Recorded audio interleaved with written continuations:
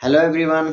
मैं आपका दोस्त रोहित सिंह और एक बार फिर से स्वागत करते हैं हमारी इस बुक पढ़ने की जर्नी में। तो आज की इस वीडियो में जैसा कि हम लोग लगातार बुक पढ़ रहे हैं, ये 10-20 मिनट की जो हम लोग प्रैक्टिस कर रहे हैं रोज, चाहे एक पेज पढ़िए चाहे 2 पेज पढ़िए, लेकिन कंटिन्यू हम लोग को किताब पढ़नी है। इससे क्या होगा, हमारा अच्छा एक नॉलेज मिलेगा। और जो एक राइटर रहता है वो क्या करते हैं ना, वो पूरा आपका वो अपना पूरा एक्सपीरियंस उस बुक में लिख डालते हैं, जिससे हम लोग कम से कम एक किताब पढ़ने से 4-5 साल बचा सकते हैं अपने इन किताबों को पढ़ने से। तो बहुत सी चीजें हैं। तो चलते हैं हम ज़्यादा देरी नहीं करते हुए। जैसा कि हमने ये किताब उठाई हुई है, ये चालू की हुई है, लोक व्यवहार। लोक व्यवहार डेल कार्नेगी जी ने लिखी है। इनकी द्वारा लिखी गई बुक है, ये बहुत ही अच्छी है। 3 करोड़ से अधिक प्रतियों की बिक्री का रिकॉर्ड है इनका। और ये आपका, मैंने ना डिस्क्रिप्शन बॉक्स में, अगर आप लेना चाहते हैं तो डिस्क्रिप्शन बॉक्स में, नीचे डिस्क्रिप्शन बॉक्स में लिंक डाल दिया भाई, जहाँ से आप इस पुस्तक को खरीद सकते हैं। और वो अमेजन पे जाके वो लिंक खुलेगा, तो आप उसको ले सकते हैं और आप अपना पढ़ सकते हैं इस बुक को। और इसके अलावा कुछ 3-4 बुक और मिलेगी वहाँ पर, जैसे आपका पावर ऑफ सबकॉन्शियस माइंड मिलेगी, फिर आपकी टाइम मैनेजमेंट मिलेगी, फिर रिच डैड पुअर डैड मिलेगी आपको। तो ऐसी ऐसी अच्छी अच्छी किताबें आपको मिलेगी वहाँ पे, जो आप पढ़ सकते हैं। जो मैंने अभी तक पढ़ी है, उन्हीं किताबों का मैं लिंक डालता हूँ। तो ठीक है, चलते हैं हम ज़्यादा देरी नहीं करते हुए आपके साथ बुक की रीडिंग को चालू करते हैं। और मेरी भी बहुत अच्छी प्रैक्टिस हो जा रही है बुक पढ़ने से। तो आप, मैं ऐसा करता हूँ आप सब भी ये, मतलब कोई सी बुक पढ़िए लेकिन लगातार पढ़िए, अपने अभ्यास में लाइए कि हमको किताबों को अपना दोस्त बनाना है। यह अनुभवी यह अनुभवी संपादक कहानी लेखन के अपने लेक्चर में 2 बार रुका और उसने भाषण देने के लिए क्षमा मांगते हुए कहा, मैं आपको वही बता रहा हूँ जो आपका पादरी आपको बताएगा। परंतु याद रखें, अगर आप सफल कहानीकार बनना चाहते हैं तो आपको लोगों में रुचि लेनी होगी। ये जो चीजें है, जो आपको अच्छा पॉइंट लगे उसको ना आप, ये देखिए मेरे पास मार्कर है, बोल्ड मार्कर, इससे आप ना वो कर सकते हैं इसको। हम्म, ये हेडलाइट कर दीजिए इसको मार्कर से, जिससे आपको नेक्स्ट बार आप जब भी इस किताब को पढ़ें तो कभी भी आप, मतलब पूरी किताब ना पढ़नी पड़े, इस मेन मेन चीज़ों को, पॉइंट को आप देख के समझ जाए कि इस चैप्टर में, पूरे चैप्टर में किस चीज़ की बात की गई है और किस चीज़ को पढ़ने के लिए इस चीज़ में ज़्यादा फोर्स दिया गया है। तो चलते हैं। अगर यह कहानीकार बनने के बारे में सही है तो आप आश्वस्त हो सकते हैं कि यह लोगों से आमने सामने बात करने के बारे में भी सही है। जब जब हावर्ड थर्स्टन ब्रॉडवे ब्रॉडवे में आखिरी बार अपना शो दे रहे थे, तो मैं उस शाम को उनके ड्रेसिंग रूम में था। डस्टरन माने हुए जादूगर थे। 40 साल तक उन्होंने दुनिया भर में घूमकर अपना मायावी जाल रचा था, दर्शकों को दांतों तले उंगलियों दबाने पर मजबूर किया था और जनता को आश्चर्यचकित कर दिया था। 6 करोड़ से भी ज्यादा लोगों ने उनके शो देखने के लिए टिकट खरीदे थे और उन्हें लगभग $20 लाख का मुनाफा हुआ था। मैंने मिस्टर थर्स्टन से उनकी सफलता का रहस्य पूछा। इसका स्कूल की शिक्षा से कोई संबंध नहीं था, क्योंकि वे बचपन में ही अपने घर से भाग गए थे।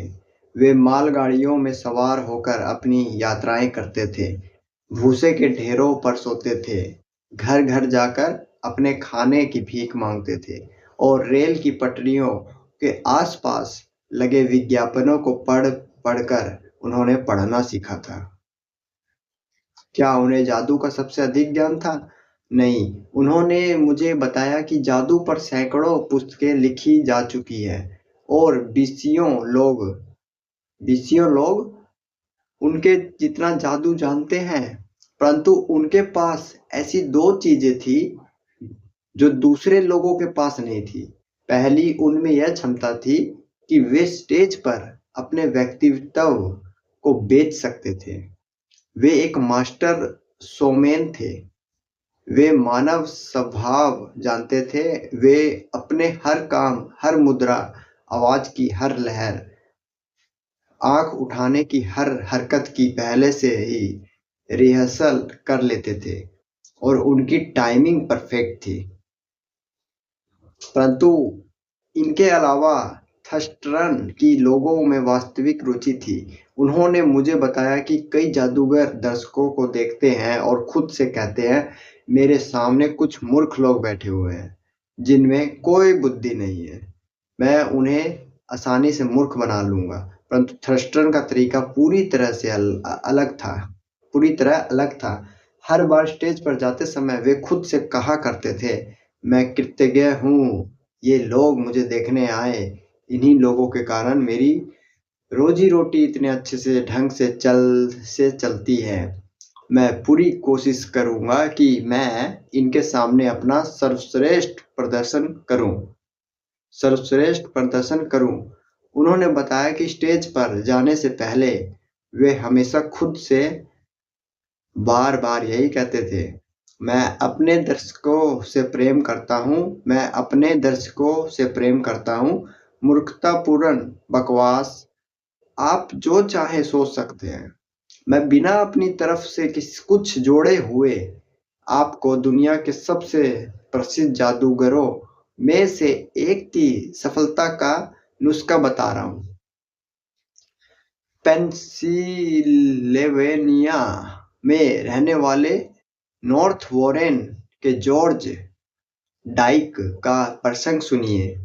30 साल तक अपने सर्विस स्टेशन बिजनेस में काम करते रहने के बाद उन्हें मजबूरन रिटायर होना पड़ा, क्योंकि उनके स्टेशन की साइट के ऊपर एक नया हाईवे बन रहा था। रिटायरमेंट के बाद निठल्ले बैठे बैठे वे जल्दी ही बोर हो गए, इसलिए वे संगीत के अपने शौक में समय देने लगे। उन्होंने कई प्रसिद्ध संगीतज्ञों से चर्चा करना भी शुरू कर दिया। अपने विनम्र और दोस्ताना तरीके से वे सामने वाले संगीतज्ञ की पृष्ठभूमि और उसकी रुचियों में रुचि लेते थे। हालांकि वे खुद कोई बहुत अच्छे संगीतज्ञ नहीं थे, परंतु उन्होंने कई अच्छे संगीतज्ञों को अपना मित्र बना लिया और उन्होंने प्रतियोगिताओं में भाग लिया और जल्दी ही अमेरिका के पूर्वी भाग के संगीत प्रेमी उन्हें अंकल जॉर्ज किंजुआ काउंटी के संगीतज्ञ के रूप में जानने लगे। जब अंकल जॉर्ज से हमारी बात हुई तो वे 72 साल के थे और अपने जीवन के हर पल का आनंद ले रहे थे। दूसरे लोगों में लगातार रुचि लेने के कारण उन्होंने अपने लिए एक ऐसे वक्त में नया जीवन खोज लिया था जब अधिकांश लोग यह सोच लेते हैं कि उनका जीवन खत्म हो चुका है। यही थियोडोर रूजवेल्ट की लोकप्रियता का रहस्य था। उनके नौकर तक उनसे प्रेम करते थे। उनके वेल्ट जेम्स ई एमोस ने उन पर एक पुस्तक लिखी है, Theodore Roosevelt hero to his valet. इस पुस्तक में एमोस ने इस घटना का वर्णन किया है।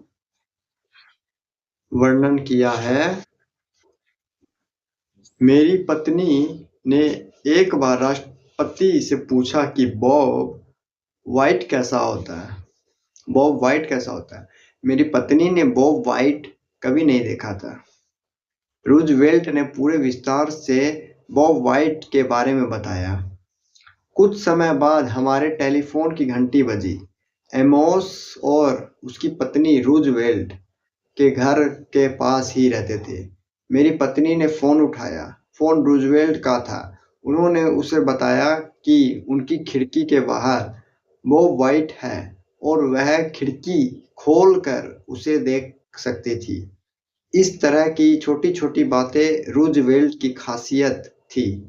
जब भी वे हमारे घर के पास से गुजरते थे, तो चाहे हम उन्हें दिखे या ना दिखे, हम उनकी आवाज़ सुन सकते थे। ओहो एनी या ओहो जेम्स, यह एक दोस्ताना अभिवादन था जो वे पास से गुजरते समय हमेशा किया करते थे। इस तरह के मालिक को कौन कर्मचारी पसंद नहीं करेगा? इस तरह के व्यक्ति को कौन पसंद नहीं करेगा? यस, यहाँ से हम नेक्स्ट डे पढ़ते हैं। ये हम यहाँ पे सिग्नल दे रहे हैं रेड पेन से, जिससे हम इसको नेक्स्ट चैप्टर में हर जगह अपना स्वागत कैसे करें। चैप्टर का नाम ये है और जैसा कि आप देख सकते हैं अब हम इसको कंटिन्यू रखेंगे। नेक्स्ट वीडियो में मिलेंगे फिर से।